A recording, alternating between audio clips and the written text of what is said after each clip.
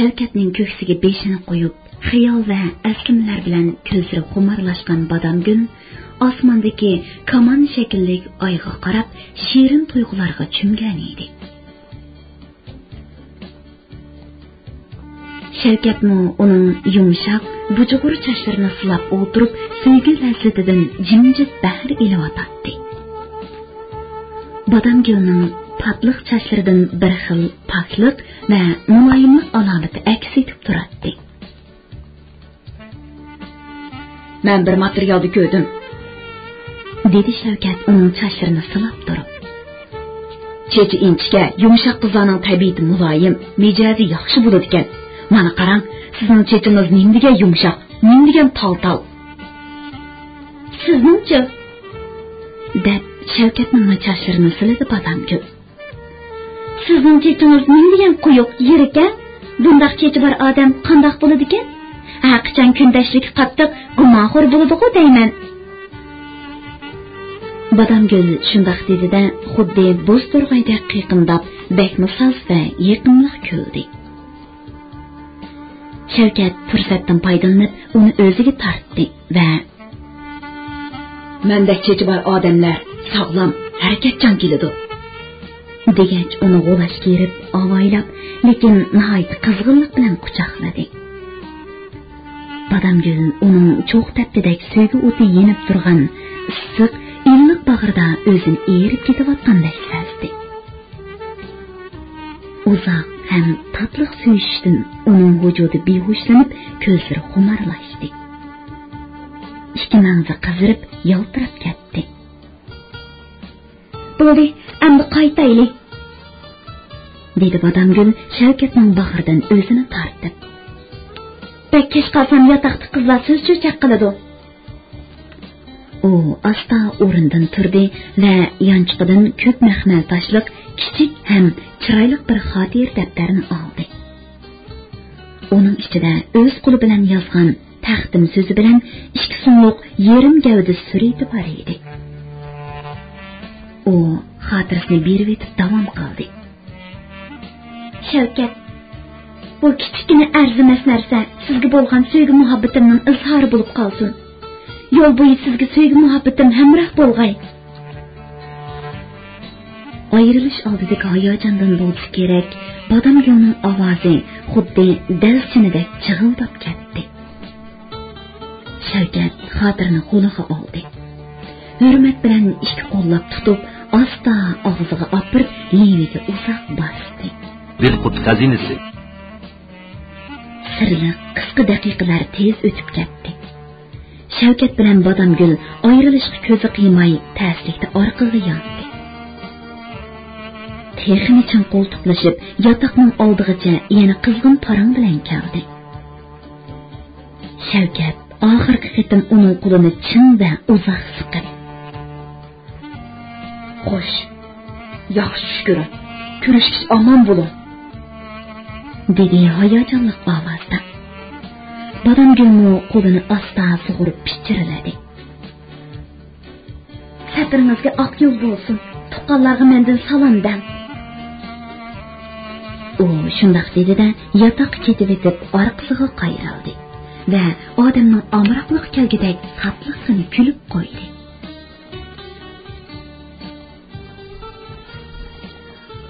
O'qitish binosining 3-qavatidagi e'lon taxtasiga bugun attigandala fakultet ishxonasi tarafidan navbat bo'yicha postak yig'ish vazifasi bugun tushdan keyin 64-yillik 2-sinf o'quvchilariga keldi. Bir odamning normasi 5 jin, hammaylar to'liq qatnash shart degan uqtirish chiqarilgan edi. Tushlik tamoq vaqtida postak normasining bak yuqori bo'lib ketganligi to'g'risida o'quvchilar ishida norozi fikrlar o'ttirg'i chiqdi. Sinfdagi hamma saboqdoshlari Salay Qashon deb chaqiriladigan, o'zini bu ismga ko'nib qolgan o'ttira bo'y, ko'zlari sal-pal qisiq, ammo nihoyat chechan, ko'pmi yuz, zuvonda bir o'quvchi yandagi tamoq ustilidan hammadan egiz va yo'g'on turgan birisini to'lab gap qildi. "Hey, ular, pis, yaxshimisiz? Siz klassga turib 5 jildan postak yig'sizlar desa, Xo'sh deb qo'l bog'lab turdingizmi? Rasmni o'rmak to'poq kelsin. Bu gap bilan boshqalarni taraf-tarafdan g'o'dirashdi. Shu emasmi? Ikki qiz gapni jara qilsa, klasskomlikdan elib yitarmi uni? Nada turibdi, onchalik ko'p bo'lsak, necha kundan beri bizmi otaloqlarni talashib yotmamdi. O'lan o'zi 5 kun yig'ib, uy tiklab boqsin. G'ulam bu ta'ni ta'addilarga ochiqlab ketmadi.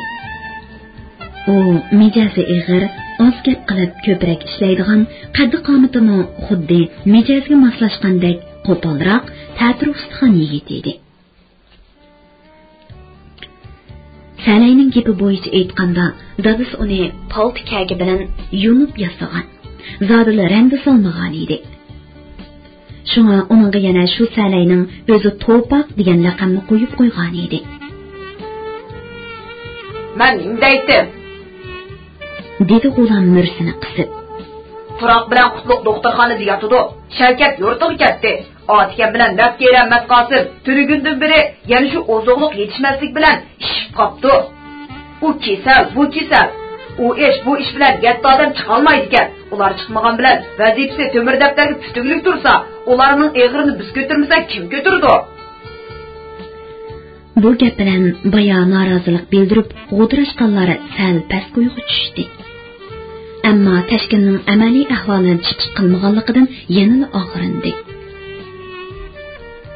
Eg'irchilikdan, jafodan qo'rqayotganimiz yo'q. Gap shunchalik bo'lsak, nada yig'imiz? Shu emasmi? Vazifa belgilaganlar ko'rmabdimi? Yaqin atrofda qor yog'ochlarining hammasi qiqilib, serilib, so'q-salon bo'lib qoldi. Demismi shu kunlarda yaqin atrofdan bir odamning 5 jin postak yig'miqi xeyli mushkul ish edi. Uni yolg'iz echirqab ketgan ot kalalarla emas, balki har kuni mana mushunda qarqog'idek turkum-turkumlab yopirilib keladigan odamlarni qiqib, serib tuyitib o'tgan edi. Shu asnoda bir oshpaz tamoq tarqitish to'shkidan beshini chiqarib, dasturlarni akininglar, oshdan o'mashni tarqitimiz deb to'lab qoldi. Tamoqxona ichi darhol o'pir-to'pir bo'lib ketdi. Ba'zilari yo'g'on dasni, ba'zilari qochsini ko'tarib, tamoq tarqitish to'shkiga qarab davrab keldi. 1,5 metr kenglikdagi to'shikning oldi birdamdala qaynon toshqinliq bozorga aylandi. Lekin bu odatdagi bozor emas. Balki bir to'p osh qo'rsaqlar bir yerga yig'ilib, taraf-tarafdan qo'l so'zib, bir necha saplaq quruq o'mashni jon-jahli bilan talashayotgan qiyotiyalik malaman edi. Shu topda ular go'yo jannatga kirishni talashib oldirayotgan yot, begona odamlardek qo'pollik bilan bir-birini ittiratdi. Bir-birini qistishatdi. Hammasi yopirilib, osh kichkina to'shikka intilatdi. Ularning qo'lidagi das qachalarning bir-biriga urilishidan chiqqan tarang-turung ovoz bilan "Neri tur, hey, qistima deyman, menga ozroq" degandek bir-biridan yangroq, bir-biridan soz ovozlar qo'shilib, odamning nervisini qaqshatqidek bir xil yaqinsiz umumxo'r shakllangan edi. Eng qiziqi, bir-birini qistab, bir-birini ishtirib turgan o'quvchilarning hammasining devidek chapan, ko'ngliklarining orqasi das qachalardagi o'mashning yo'qi bilan bo'lg'unib, ba'ayni e'lon chaplash uchun shilim surkab qo'ygan tamg'a o'xshab qolgan edi. O'mashqa yeshil postak silinqashqa, ba'zida bu tam yiroqdan qargan kishiga go'yo dunyo xaritasi esilgandek rangbar ko'rinadi. Eshib qilgan o'mash to'shik oldiga to'plangan o'quvchilarning yerimig'imi yetmadi. Olganlari xushal edi. Ololmaganlari g'udrab kimlarnidir tillaydi. Dilqut xazinasi. To'shik oldidagi to'p asta-asta tarqalishga boshlaganda tuyuqsiz bir majra chiqib ketdi. Fizik fakultetining o'quvchisi bo'lsa kerak, jo'g'i kichik, uruqqini kelgan birisi eng oxirgi qitim ta'sirga erishgan o'mashni ko'tirib to'shkinidan amdila qayrilib menishiga, uning orqada o'mash yetmaganligidan jili bo'lib, tishlari g'uchirilib turgan yo'g'on bosh jon ochiqida qo'lidagi qalay qachini yiliqi bolning desiga tiqdida yarim qacha o'mashni ko'rib oldi va o'zini oqlamoqchi bo'lgandek chalvoqadi. Sen metrop bayamini qistab chatga chiqarib etmagan bo'lsang, bu omashning hammasi menga tegibdi.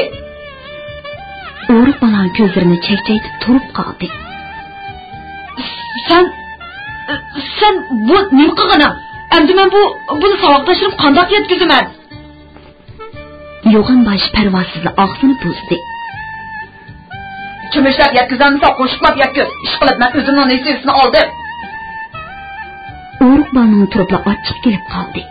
Ko'zlari qisilib, burun taraklari lipildab ketdi. Sening nesinglar mening besimda nima ish qiladi? Dedi u zarda bilan. Tozimi bir axloqsiz buloqchisan. Osh qursoq odam jili xo'r bo'ladi. Shuning uchunmikin yo'g'on boshlanmo judoni tutdi.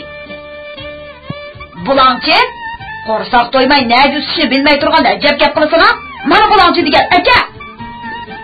Yo'g'on boy so'l qo'ldan qo'lning qachisini chang tutib, o'ng qo'li bilan o'riq bolaning qo'lidagi dasni kuchab tortqishladi. Lekin o'riq balmo patangda qo'llari bilan dasning girvikini chin qamollab uningga bermadi.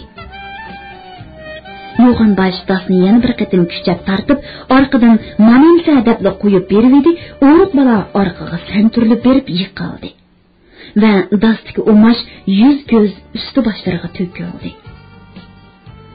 Uning bilan jidal ovadi. O'riq bolaning qo'lidagi o'mashqa ishtaha saqlab turgan bir necha savoqdoshlari bu ahvolni ko'rib birdilla g'azablandi-da, yo'g'on boshga qarab etilib keldi.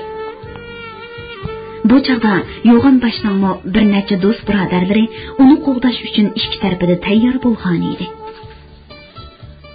Agar shu chaqda oldiga oq peshtami tortib olgan, go'zallik, palvon qomat bir oshpaz, sepi uzun, yo'g'on bir chumushni ko'tarib chiqib, kimdikim oshxonada jidal chiqarsa, mush chumushni beshiga kaygizib qo'yaman deb po'poz qilmagan bo'lsa, balki cho'juk xo'rozlardek hurpiyib, bozlashib turgan hiliq ikki taraf rosa bir qapas elishgan bo'ladi.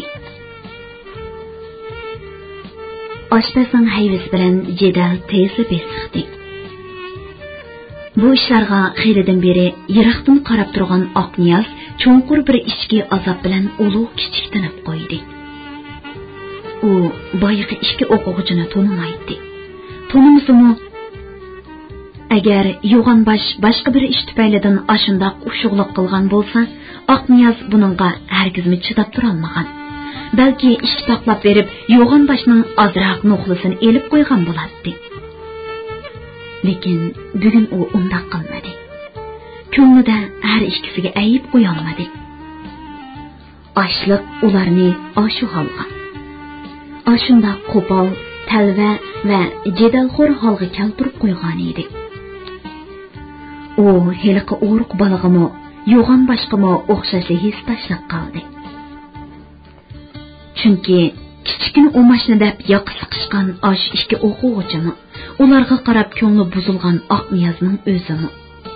Baya 5 jang postak vazifasi uchun bir muncha g'udrashgan savoqdoshlari shu kunlarda o'xshashla ig'ir kunlarni beshidan kechirib o'tadi. Ular qattiq bo'ron chaqqularga duch kelgan yangi bir tarixiy davrning bosug'isi turadi. Bu yangi davr ularning irodasini, jasoratini, aql farosatini, qisqasi hayotlik iqtidorini sinab o'tadi. Bu sinoq haqiqatan ig'ir va shafqatsiz edi. Bundan qanoatga, shukurga, iroda va jasoratga tayangandan boshqa yana boyqidek elishishga, tirkishishga, shu orqali jonni qo'g'dashga to'g'ri keladi. Bo'lmasa sinoqqa osonla bardoshlik berolmay, ixtiyorsiz sapdan tushib, bundoq oliy bilim yurtida o'qib, ilm elish fursatidan mahrum bo'lib qoladi. Ilmu sinoqqa bardoshlik berolmay sapdan tushib qolganlar, bilim elishdan mahrum qolganlar olsin. Oqniyozning sinfidan o'tgan yildan beri 13 o'quvchi xuddi jin elib qochgandek g'oyib bo'lib ketmadimi? Ularning ba'zisi qishliq kanikulda, ba'zisi yozliq kanikulda yurtga ketib qaytib kelmadi. Ba'zisi bir kechada yo'qolib ketdi. Shunday qilib, yangi dars boshlangan 1-yildagi 50 o'quvchidan hozir 37 qoldi. Buni az degandek texi turg'unmi ketaman da'vatlandim. Ah, xudo. Bu sinoqning cheki nadadir?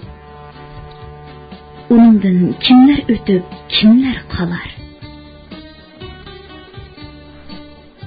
Aqniyozning xiyollari chigilishib ketdi.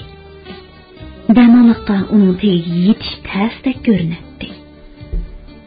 Shun u ko'z oldidagi ishlardan achchiqlanish, xiyol surish va uyg'ib ketish bilan emas, faqat kitob o'qish va harakat bilan qutulib ketgili bo'ladiganligini o'ylab, atrofdagi saboqdoshlariga murojaat qildi. Og'inilar, g'ayrat qilsak 5 ta postakni yig'ib ketarmiz. Ko'prak yig'sak, ko'prak yeydigan gap. Bu kunlarda o'zimizning g'amini o'zimiz qilsak bo'lamdi. Aqniyazg'amo orqa-orqadan ikki savol tushdi. Qandoq yig'imiz? Qandoq yig'imiz? Aqniyazning boya ko'ngliga pukkan planini aytdi. Menimcha bugun tushlik dam olishni qo'yaylik. Baldura harakatini bir qismimiz O'lanbay tarafga, bir qismimiz Mutallibjonning Qariyog'ashiq tarafga chiqaylik. Sizning qandoq bo'lar? Bo'ladi. dedi Kalasqon g'ulam uning fikriga qo'shilib. Eng yaxshisi hammamiz O'lanbay tarafga chiqaylik. Attiga anglashimcha Mutallibjonning Qariyog'ashiqiga matematik fakultetining o'quvchilari chiqqidakmish. Bo'ldi, hammamiz xurjon xaltimizni ko'tarib O'lanbay tarafga marsh. dedi Salay Qo'shon Aqniyozning boyiq so'zlaridan bir oz ta'sirlanib. O'lanbayni bag'irga hammamizning rizq tepilib qolar. Shunday qilib, ular sinf bo'yicha O'lanbay tarafga chiqishni, kashlik tamoqcha vazifani to'liq o'rindab qaytib kelishni maslahatlashib, tezda yo'lga chiqishdi. Hammalarning qo'lida xalta, sumka, setka degandek narsalar bor edi. Ular maktabning cho'ng darvozasidan chiqish bilanla tabiiy holda ko'ngli tortgan, ep kelishganlar 3 dan 4 dan g'ujmak bo'lishib, har xil temalarda paranglashib mangdi. Aqniyoz yana shu qadinas do'stlari Turg'un va Zohid bilan belli edi. Bugun ularga yangidan Salay Qo'shon qo'shilgan edi. Aqniyoz ularni boshlab mangdi. Ular O'lanbayga barabar mayla xeyli kang va quyuq daraxtlarlikqa duch keldi. Buning ichida qariyog'ashlarmi ko'p edi. Suyi qashmagan yosh not shaxlarda postaklar g'o'chchida sangilab turardi. Qo'rsqidan tushib ishgan bir oqqur umashdan boshqa hech narsa bo'lmagan bu osh qo'rsaqlar kashli qo'rsaqning g'amida yana tirishib ishladi. Cumhuriyet qurilib 10 yildan keyin tunji qitim mana shu to'liq kursliq oliy bilim yurtiga kirgan bu o'quvchilar shu kunlarda haqiqatan turmushning qiyin bir imtihoniga duch kelgan edi. Bu imtihon boshqa narsa emas, dal o'sha ochliq azobi edi. Bu azob ba'zilarni butunlay holidan ketkizib, bir so'ngak bir teri qilib qo'ydi. Ba'zilarni bo'lsa kupdak ishitib, oyoqqa turolmas qilib qo'ydi. Burunqi vaqtlarda hamish ko'trangu, xushchaqchaq yuradigan Salay Qo'shonmi hozir shumsharab, qiziq latifa chaqchaqlargami og'iz kelmaydigan bo'lib qolgan edi. U ba'zi kunlari o'zini xush qilish uchun "Ah xudo, menga ishing og'rib, bir chini novat choy bilan bir kakcha non bersang, sana va'da beratdimki, uning ta'mini ketkizmaslik uchun 10 kungacha eg'iz choy qilmaydim" deb nolib turardi. U bugunmi birer soatlik jiddiy ishdan keyin eriq bo'yida o'ltirib tamaki chekkach, og'inalariga yana shu non va qo'rsaqning gapini qilishga boshladi. "Men deyman og'inalar, o'z zamonasida Rimliqlarga qarshi bir cho'lga to'plangan 5000 yahudini Ayso payg'ambar 5 non, 2 beliq bilan to'yg'izib, ochliqdan qutuldiribdi ekan. Shu kunlarda bizning ishimizdanmi Aysodek ashundoq karomatlik birisi chiqib qolsa, biznimi bu ochliq azobidan qutuldirish qanday yaxshi bo'ladi, ha? Shuni degina", dedi Turg'un ulug' kichik tinib. Lekin o bir rivoyat. Biz bo'lsak, na xiyollikni beshimizdan kechiryapmiz. Agar Xudo adil bo'lsa, bizning azobimizni ko'rsa bo'ladi. Lekin bu kunlarning hech oxir ko'rinmayotdi. Ochliq degan odamning o'zini o'zi azoblab, asta-asta o'lishi o'xshaydi. Bu gap Oqniyazga ancha yoqmadi. Turg'unning shuncha umidsiz, tushkun bo'lib ketganligiga hayron bo'ldi. Va uning ko'ngliga ozroq bo'lsa-mu ilhom madad berish uchun gapni agitib mundoq dedi. Kim biladi og'aynilar, beshimizdan o'tayotgan mush eg'ir kunlar bizni texmi aqlli, jasoratli, qaysar qilib chiqamdi dedi. Yaqinda qaysi bir kitobda shundoq bir narsani o'qigandek qilaman. Bayoshat, g'amsiz, farog'atli turmush odamning irodasini ojizlashtirib, bo'shanlashtirib yetadi. Moddiy turmush yaxshilangan sari odam tinning harakatga moslashish iqtidori shuncha nacharlashadi. Menimcha bu gap mayli fiziologiya, mayli psixik jihatdan bo'lsin to'g'ridaq qiladi. Erikning u tarafidan qo'lni chigirin so'mga qachalangan postaklarni qo'li bilan dangsab o'tirgan Zoid bu gapga darhol qo'shildi. To'g'ri, men shunday qarayman. Bu qiyinchiliklar balki biz uchun iroda tavlaydigan, jasorat yetishtiradigan, ma'naviy boylik to'playdigan bir angishlar bo'lib qolsa ajab emas. Salay bu gaplarning ko'ngliga ancha yoqmaganligini qisqa chaqchaq bilan ifodaladi. Pa, nimdiga ulug' fikr, nimdiga yuksak qarasha, bu gaplarni anglab qo'rsqin bir javr dog' suv ichgandek to'yib qoldi. Turg'unni pisand qilmaganda g'o'dirab qo'ydi. Ahvol shundoq bo'lgandan keyin shundoq demaydi bichora. Akiyumo ajnabiy shayton shundoq degan. Paran tabiiy holda shu yerda to'xtab qoldi. Bu kunlarda bunday gaplarning oyog'i chiqmaydiganligi hammaylanga ayon edi. Har kim o'z qanoati, o'z irodasi, o'z aqidasi va o'z fikri bilan yashaydi. Gap bilan bir-birini qoyil qilish haqiqatan ta'siri. Shunga ular bir-birlab o'rinlaridan turib yana ishga kirishdi. Vazifani o'rindashga oz qolgan edi. So'gat yog'ochidan apchil bir ilmak yasab olgan Oqniyaz qor yog'ochning odam qo'li yetmaydigan xeyli egiz shoxlarini qayirib egib, yumran notalarda tiziqdek g'ush-g'ush turib ketgan postaklarni yo'g'on panjali qo'llari bilan vashildatib siyirdi. Salay qashang bilan turg'un bir tub kadon qor yog'ochning ustiga chiqib olgan edi. Ular qo'shqo'llab siyirgan postaklarni hadab qo'yniga tiqatdi. Ko'ngillar ko'pib va ayni saman tiqqan tagidek yo'g'inib ketgan edi. Bir chaqdan Salay qashang daraxtning bir ochimqig'ida menib elib, hammaylarni to'g'lab o'ziga qaratdi. Yaxshimsizlar, og'aynilar, men qaranglar. Petr hozir shundoq tez va ulug' bir ilhom keldiki, o'zimni bosolmay daraxtga yiqilib tushkil tas qilyapman. Tez, men uni darhol o'qib yetay.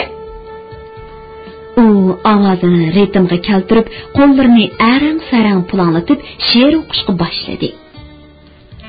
Postak, yeşil postak. Yaproqlaring osh bo'ldi, qurutlaring semiz go'sh. Sen bo'lmasang olan bayda, yo'q bu tabiatda. Bizning bu och, bichara qo'rsoqlar, qandoq qiladi? Jinim do'stak. Qandoq Maykoviskining chashmalari o'xshabdimi? Qaltis. Dedi Zoid mensmagandek uzuk javob urib. Aslida she'r degan sayyosan bo'ladi-ku, qasham. Daraxtsiz tursangmi ilhomim kelaverdi ekan. Shunda menga daraxtsizim ilhom kelaverdi. Dedi Salaymi bo'sh kelmay. Har holda bu qilg'usiz kelgan ilhomdan pokizroq bo'ladi-da. Turg'un pixildab kulib ketdi.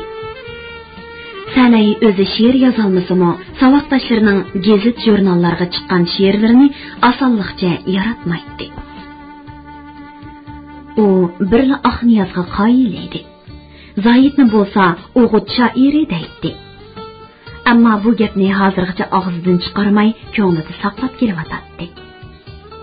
Mana bugun kutilmaganda mo'r tikilib edi, ko'nglidagi shu gapning bir qismini aytib soldi. Zoid buni tushundimi, bu haqda qayta eg'iz ochmadi. Salay yana shu boyiq hayajon bilan so'zini davom qildi. Aqniyat, zoyi, sizlar shoir-ku, realistlar-ku. Mushundoq askava temalarni she'r yozmay, nima yozasizlar? Men sizlarga bugungi amaliy ta'siratim bilan bir tema taqdim qilmay, postak naqsi, qanda. To'g'ri, buningdan yaxshi she'r chiqadi. Dedi Aqniyaz xayolchan holda. Bizni tabiat yaratdi. Yana shu tabiat beqiyotidi. Tabiat haqiqatan ulug', sehi, nuqsonsiz bir mavjudot. O inson vujudini o'zining tutmas tugmas mehr muhabbati bilan yashartirdi. Zo'qlantirdi, shodlantirdi. İnson va tabiat bizning o'lmas, mangulik temimiz. Kechki shafaq yiroqdagi ufq gumbiziga xuddi oltin rang bilan kashti chekkandek chiroyli, ko'rkam, nurli manzara paydo qilgan bir vaqtda to'rt do'st postak bilan to'mpaygan holda sumkalarini ko'tarishib maktabga qaytmoqchi bo'ldi. Ularning hammasi harg'an, oshqan. Eg'izlarini qurib, kalpuklari gaz bog'lagan edi. Lekin ularning ruhi ustun, kayfiyati chaq edi. Chunki ular vazifani ko'ngildagidek o'rinlagan. Ba'zilar hatto oshirib o'tgan edi. Ular daraxtzorlik ichida eriq bo'ylab tuvanga mangdi va ko'p o'tmay cho'ng yo'lga chiqdi. Cho'ng yo'lda ular Badamgul bilan G'unchi qizni uchirtib qoldi. İkisi bir xalta postakning ishki beshidan tutib, xuddi kaklikning yo'rg'isidek tez, ammo ushoq qadamlar bilan ketib o'tadi. Zoyid Badamgulni ko'ribla uning yaqinchilik qilishga boshladi. Badamgul, erib qolgansiz, ayting, hozir men ko'tarib olay. Bilqut xazinasi. Rahmat, qarimadim. Dedi Badamgul. O'zim ko'taraman. Salay qashon qizlarning oldiga kelib, G'unchi qizga chaqchaq qildi. Yaxshisiz, xana. O'zingiz chiqib qolsiz, kimni qanot tartib chiqqansiz, xana? G'unchi qiz qash ko'zini suzib, tumshuqini ushlab, bir narsa demoqchi bo'lib turib edi, Aqniyazning so'zi uning fikrini bo'lib o'tdi. Ha, sizmi chiqibsiz? Aqniyaz birinchi gapni ko'ngliga pukkan bo'lsa-mu, lekin o'diqishdimi yoki hayajandimi, ish qilib, xiyoli chechilib, gapini aytolmay qoldi. Shu kunlarda nima uchundir u G'unchi qizni ko'rsala, badani lappida o'telib ko'ygandek bo'ladi. O'zini tutolmay, uningga butun asli-vaslini berib yetishga tayyor turadi. Men chiqsam bo'lamdi. Aqniyat qarang, buning bo'yi nozik barmoqlariga. Dedi G'unchi qiz Badamgulning qo'lini ishora qilib. Mushu barmoqlar bilan o'texe 4 soatda 5 ta postak yig'amdi, sizlarning bag'ringlar tashgan. G'unchi qizning avrishim bo'yi noz bilan tavrandi. Chaqmoq kirpiklarini tez-tez qiqib kulimsirdi. Aqniyaz uning ko'zlariga qaraganicha turib qoldi. Bu ko'zlarda bir xil sehriy kuch, tikilib qarasa ko'ngilni illatadigan kuchli bir harorat bordek qiladi. Mana shu sehriy kuch bilan, mana shu harorat o'tgangi o'zitsiz ziyofatidan buyon Aqniyazni sehrlab, ko'ydirib, o'z yig'ida o'z kuchini qo'riydigan bir holatga keltirib qo'ygan edi. Lekin u buni oshkorlashga, birarsiga sezdirib qo'yishga petin olmaydi. Chunki u G'unchi qizning so'ygini borligini, to'liq o'tir maktabdan tartib yurayotgan Qadinas yigiti Sultonning hozir O'zbekistondagi O'rta Osiyo universitetida o'qiyotganligini biladi. Bu holda u o'zining bir jup muhabbatdoshning orasiga xuddi sug'urdek qistilib kirib, uchinchi bir shaxs bo'lib qolishni xohlamaydi. Lekin qandaqdir chekchigara, qoida yo'sin deganlarni bilmaydigan, odamning iroda va tasavvuridan halqib ketadigan muhabbat otliq bu danglash, hukmron tuyg'u hamon uning qalbida mavjud edi. Shu tuyg'u va shu hissiyot o'zining g'oyibona rishta bilan uning har bir hujayralarini chirmab olgan edi. Bu g'oyibona rishta hamisha uning vujudida bir xil yoshrun va lazzatli rohat sezim qo'zg'aydi. G'unchi deb ketma, G'unchi qiz. Dedi Soyib yana gapga qistirib. Navada Badamgül vazifasini o'ringa olmagan bo'lsa, mana men o'zim yiqqan po'stakni berib yetaman. Tayinliq Zoyit, dedi G'unchi qiz og'zini turib. Bizning qo'limizdagi ma'lum xalti bo'lmagan bo'lsa, hargizmi u gap sizning og'zingizdan chiqmaydi. Sizlar yigitlar azodan yog'limi gap qilishga usta. Shunga men do'stimni yerga qarab qolmasin deb, ishdan keyingi konsultatsiyani tashlab birga chiqdim. Bundoq oyga chiqmas gaplarga xotim berish uchun Turg'un Badamguldan so'radi. Shavkatdan biror xabar bormi? Yo'q, dedi Badamgul ikki tarafiga qarab. Xabar bo'lsa, sizlarni anglaysizlar. Yo'qsa, biz anglaydigan xabar boshqa, siz anglaydigan xabar boshqa-da. dedi Zoyit xuddi kinoya qilganda g'alati talaffuzda. Sizga balki ishq muhabbat she'rlari yozilgan xatlar, yurak so'zlari ifodalangan telegramlar kelgandi. Badamgulning yuzi hüppida qizirib, ko'zlari alamlik parqirab ketdi. Bu gaplar uning xili lazzatiga tekkan edi. Turg'un o'zi boshlagan gapning Badamgulga bundoq yo'shirin dil azorliq elib kelganligidan ochiq kelib, Zoyitning shexiga urish uchun og'zini o'mallab turib edi. Uningdan salay qachon chaqqan chiqib ketdi. Yaxshimsiz Badamgul? Yuzingizdek nitizgan sizdan. Lekin bilib qo'ying, bizda osh ko'zlar ko'p. Ularning bezan ko'zlariga bardoshlik berish uchun qilinroq yuz bo'lmasa bo'lmaydi jumo. Bu gapning xilala joyiga tushganligidan xushal bo'lgan G'unchi qiz kuldi. Kulgandimi qash qapoqlarini o'ynatib, bakmi huzurlanib kuldi. Shu asnoda ularga yana 3 qiz uchradi. G'unchi qiz bilan Badamgul qiz savoqdoshlariga qo'shilib, yo'lning o'ng chetiga chiqib ketdi. Ular maktabga yaqinlashib qolgan edi. 3 tashdagi do'nga chiqqanda maktabning egil to'rxuni bilan qizil bino ochiq ko'zga tashlanadi. Qizlardan ayrilgandan keyin 4 yigit o'z xiyoli bilan jimjit kelyotdi. Bo'libmi Aqniyaz belakchi jimib ketgan edi. Go'yo G'unchi qiz o'zi bilan billa uning xushalligini, sho'xligini va ko'ngil maylini elib ketgandek xiyolchan, xomush, jimxo'r bo'lib olgan edi. Turg'unni o'z taqdirining halakchiligida o'ylaydi. Plan quratdi, cho'z suqatdi. Oradagi jimliqni Zoyit buzdi. Ko'nglida intayin muhim xabar deb bilgan bir ishni yenidagi do'stlariga bir xil siliq ovozda aytishga boshladi. Og'inilar, katta bir kishidan muhim bir xabarni anglab qoldim. Aytishlar qaraganda ili cho'chakda chakki chiqish ahvollari bo'layotgan o'xshaydi. Maktabimizdagi ba'zi o'quvchilarmi har xil bahona sabablar bilan yurtiq berib, mushqqa aralashib qolganning gapi bor. Men Shavkatdan ansirab qoldim. Nima? Shavkatni chakki qochidi demoqchimisan? Aqniyaz gapning oxiri tugamay qaynab ketdi. Zoyit, sen Shavkat bilan 3 yillik qadinat og'ina. Uning qanday odamniki san ayan. Bunday gaplarni kelmas gaplar deb yurma. Badamgul texmi anglab qolmasin. Zoyitning alayda hasham daram bilan aytgan bu gapi Turg'unni o'ylantirib qo'ydi. U Zoyitning ko'nglidan kishiga aytqili bo'lmaydigan bir g'arazning, Shavkat u yerdan yo'qolsa Badamgul man qoladi deydigan bir harom niyatning borligini his qilgandek ochiq bilan do'qqudu mundaq dedi. Biz Shavkat bilan 3 yil sirdosh, dildosh, taqdirdosh bo'ldik. U kim kah desa, uchib ketadigan undoq tutamsiz, yirik suyuq yigitlardan emas.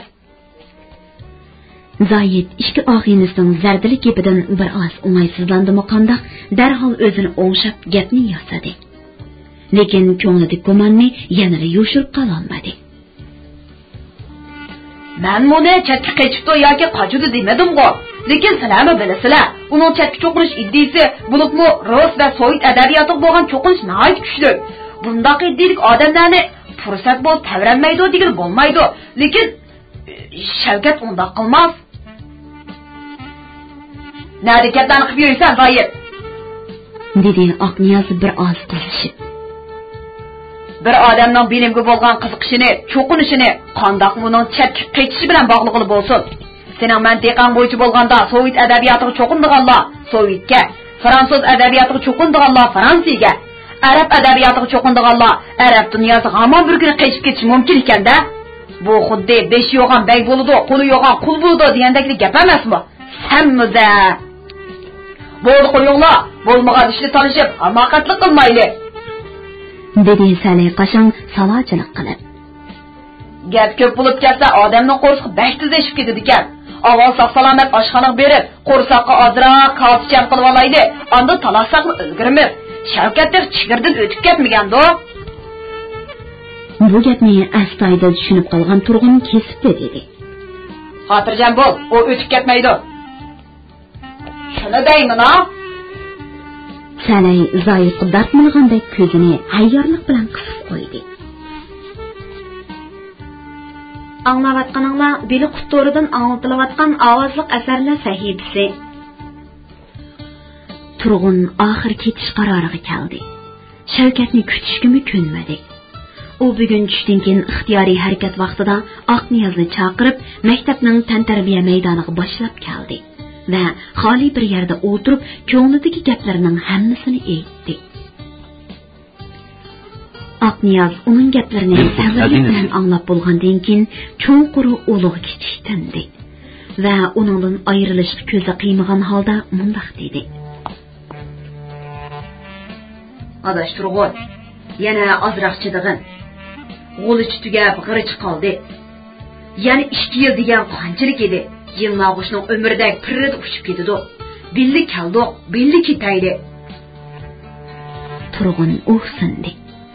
Qo'lini manglayiga terib cho'nqur o'yga patdi. Oxirda yana o'zining gapini qildi. O'zimni bilmayman adash. Zodili Turg'un yo'q. Sinfda o'ltirsam, mening ko'z oldimda hamisha do'stga, konspektlar emas, balki dadam bilan onam to'g'ri turib oladi. Men shular bilan so'zlashib o'tiraman. U sal turib elib, ko'nglining cho'nqur yeridagi yana bir rost gapini aytdi. Ochliq chidimidim adash.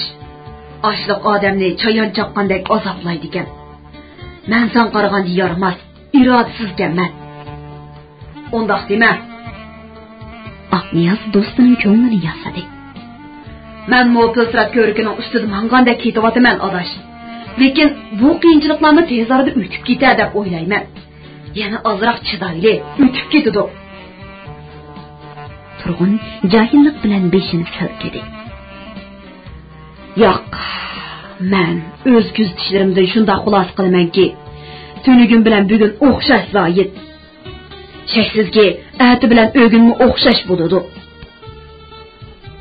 Nimancha umidsizlik ketsa Turg'un, dedi Aqniyoz ham kuyingan, ham umidini uzgan holda.